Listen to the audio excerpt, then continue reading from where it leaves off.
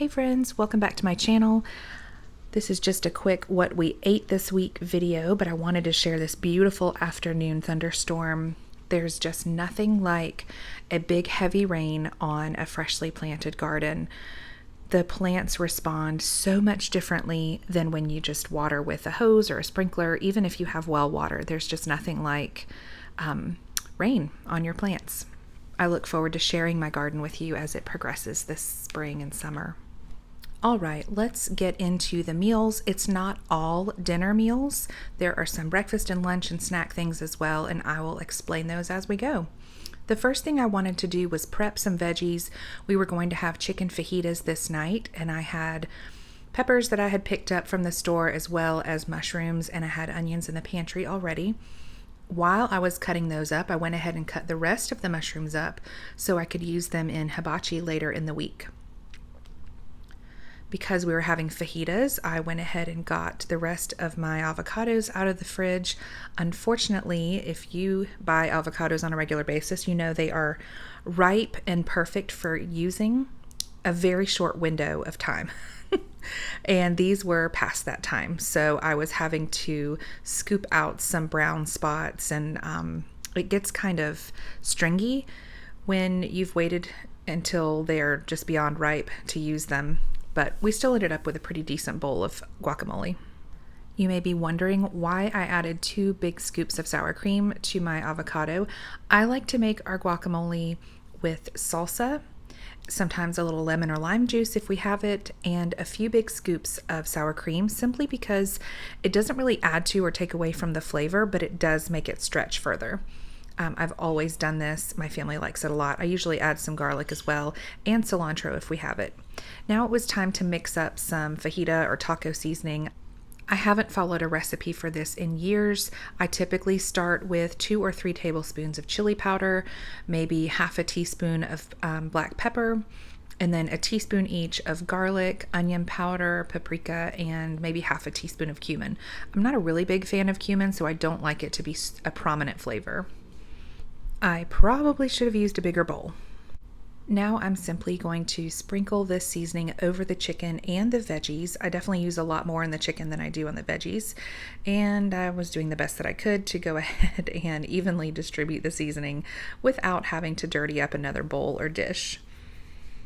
Now I'm going to do the same for the veggies, except I wanted to spread them out a little bit more so the onions get nice and soft while they're in the oven. They all went in here in pretty big chunks after I had sliced them up. So I've seasoned them, and now I will put them in the oven at about 350, and when the chicken is pretty close to being done, I will add the veggies to the oven.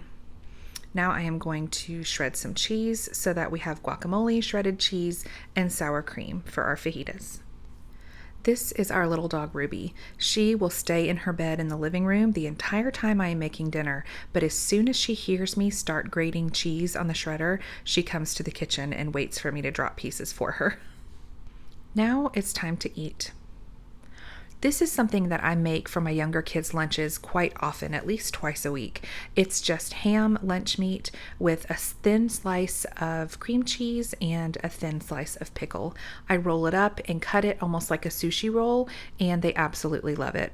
My youngest daughter really does best when she avoids gluten, so this is something that is a great alternative to maybe like a ham and cheese sandwich. The next night, we had California dreamin salad. Now, if you don't have a California dreamin near you, or you've never had their salad, it is their signature salad, and it is the best salad I've ever had in my life. It is so good. It's kind of sort of like just a big chef salad or Cobb salad. We use ham, turkey, a couple different types of cheese, cucumber, tomato, bacon, slivered almonds, chopped boiled egg. It's so good. And then I made 2 choices for dressing. We had homemade ranch and homemade honey mustard. Their signature house dressing for this salad is a hot bacon honey mustard. It's very good. I'm pretty sure it's very fattening. Makes a salad not quite so healthy. I have been making our own mayonnaise some, but this particular night I just used the open container that we had in the fridge. For the honey mustard, is super simple. We just did mayonnaise, honey, a little bit of Dijon, and a little bit of yellow mustard until it was just right. And then for the ranch, I use equal parts mayonnaise and sour cream, and then my homemade ranch seasoning. This is the finished product. Isn't that a beautiful salad? Every one of my children said it was delicious and that we need to add it to our regular menu. I will say this was a pricey salad though, because of how much meat and cheese that we used, but it was worth it. Next, I want to share a couple of appetizers that I made. I was helping a friend with the food for a bridal shower that she was hosting, and I wanted to use this Southern Living recipe. If any of you are not from the South, like I am not, cheese straws is a very traditional Southern food or appetizer to have at something like a bridal shower or a baby shower. I truly don't understand the fuss. I think they're entirely overrated. However, there is this old Southern Living recipe for cranberry pecan cheese wafers. They look like a shortbread cookie, but don't be fooled. They are not sweet. They do have cranberries in them, but it is very savory. You've got sharp cheddar cheese and pecans.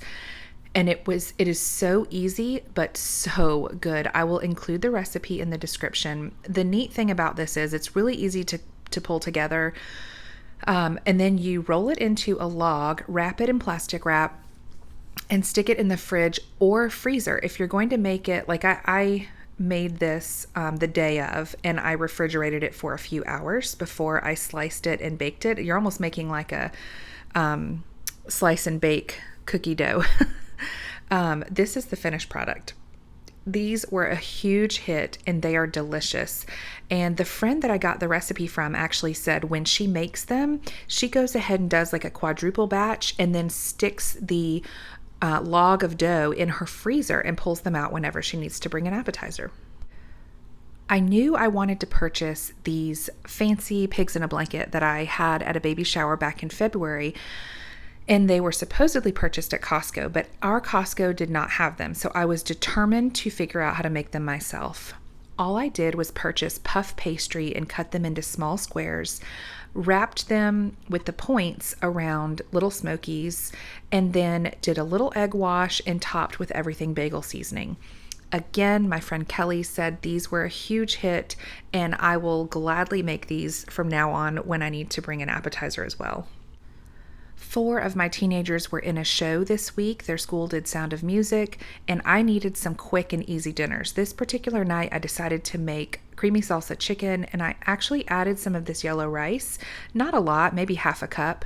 You just throw it all in the Instant Pot. I did white beans, corn, a whole jar of salsa, and taco seasoning and a little bit of this rice, and I cooked it on high pressure for about 25 minutes, and then you add cream cheese when you are shredding up the chicken afterwards. Thankfully, we had enough tortillas left in the pantry to just serve these like burrito style with sour cream and a little shredded cheese. Unfortunately, because of our crazy schedule this past week, I don't have any pictures of the finished product, but I can tell you I do still have a large Tupperware container in the fridge of leftovers. Lastly, my kids requested BLTs on homemade pretzel rolls. The pretzel roll recipe is so easy and delicious. I will leave the link to the video where I talk through how to make these in the description below. But I just put some bacon in the oven, which is my favorite way to make bacon. I did purchase a couple of tomatoes from the grocery store, and the lettuce is from our front porch. This was such an easy, delicious weeknight dinner, and I am so excited to have fresh tomatoes from the garden to add to this. We will probably be having this on a weekly basis in the summer. At the time of editing this, the show is finally over. It was a wonderful success, and now I'm going to sit down and plan next week's menu. Thanks for watching.